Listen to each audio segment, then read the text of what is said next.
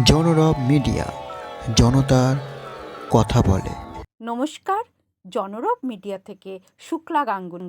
বন দপ্তর বাঘকে কবজা করেছিল, তারপর ছেড়ে দিল।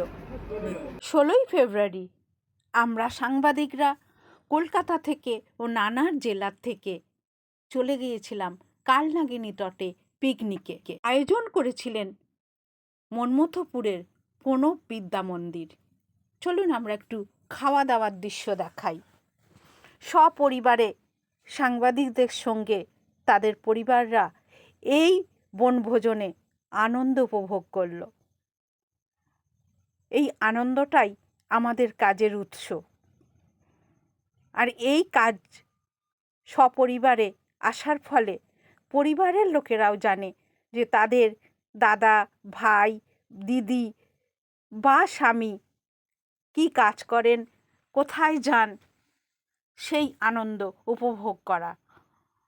সপরিবারে শুধুমাত্র সকাল থেকে নানাবিধ খাবারের সমারোহ ছিল তাই নয়, খাবারের সঙ্গে সঙ্গে ছিল পূজাপাঠ, আশ্রমের আরতি দেখা। এটা ছিল দুপুরের মধ্যাহ্নভোজ। কি ছিল না, সমস্ত ধরনের আহারের ব্যবস্থা। ছবিতে যারা দেখছেন, যাদেরকে দেখছেন, তারা কিন্তু বাঘের সঙ্গে লড়াই করে বেঁচে থাকেন। বাঘের সঙ্গে ভালো বন্ধুত্ব।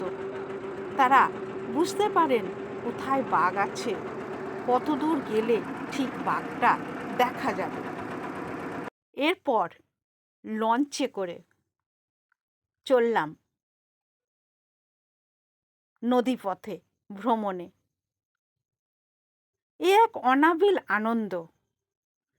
শিশু থেকে বয়স্ক মানুষটাও চেটে পুটে আনন্দ উপভোগ করেছিল এদিন। এ এক আনন্দ যাত্রা বলা যায়। সুতরাং এই রকম ধরনের আনন্দ ঘন মুহূর্তে জনরব পত্রিকা, জনরব পরিবার থাকতে পেরে গর্বিত। আবার অপেক্ষা 2026-এর জন্য। আপনারা দেখছেন জনরব মিডিয়া। আবার আসছি।